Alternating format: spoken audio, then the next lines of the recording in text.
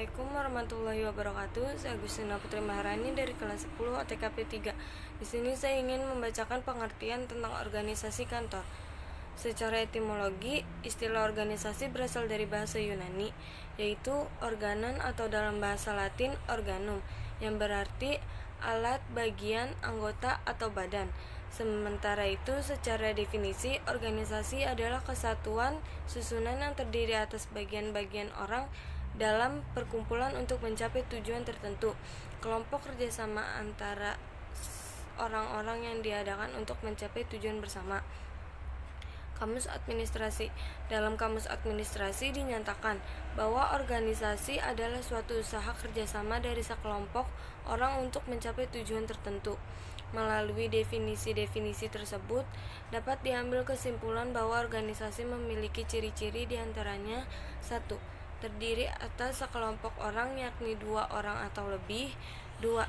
Terdapat kerjasama yang berlangsung di dalamnya. Dan 3. Memiliki tujuan yang hendak dicapai bersama. Oleh karena itu, untuk mencapai semua tujuannya, sebuah perusahaan juga harus memiliki organisasi yang disebut sebagai organisasi perkantoran. Ada 5 fakta yang terdapat dan berlangsung dalam organisasi perkantoran. 1. Setiap organisasi perkantoran pasti mencakup sumber daya manusia yang terlibat dalam interaksi sosial. 2. Interaksi dalam sosial tersebut tersusun dalam sebuah struktur yang menjamin perintah dan laporan. 3. Sebagai suatu sistem terbuka, setiap organisasi perkantoran mempunyai hubungan timbal balik, baik dalam organisasi internal maupun eksternal. 4. Setiap orang dalam organisasi perkantoran memiliki tujuan individu yang menjadi alasan dan tindakannya. 5. Interaksi sosial yang terjadi dalam manajemen perkantoran juga dapat membantu pencapaian tujuan bersama. B. Prinsip-prinsip organisasi. Dr. Anders M. Manulang, salah seorang ahli di bidang manajemen dan organisasi, menyebut bahwa suatu organisasi dapat berjalan dengan baik atau dalam rangka membentuk suatu organisasi atau usaha organisasi yang baik jika memperhatikan beberapa prinsip-prinsip organisasi berikut. 1. Prinsip perumusan tujuan. Dalam melaksanakan suatu kegiatan, hal utama yang harus dibuat adalah tujuan yang jelas dari pelaksanaan kegiatan tersebut. Hal pertama yang harus jelas adalah tujuan yang ingin dicapai oleh perusahaan tersebut.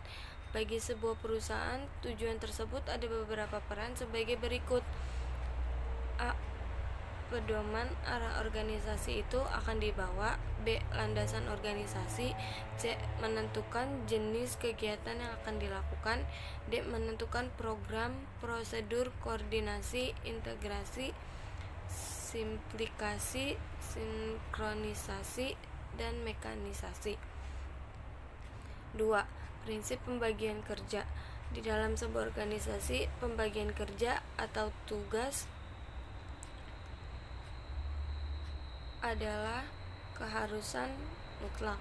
Tanpa adanya hal tersebut, kemungkinan terjadi tumpang tindih menjadi amat besar. Pembagian tugas pekerjaan pada akhirnya akan menghasilkan departemen dan deskripsi tugas dari setiap departemen sampai unit-unit terkecil dalam organisasi.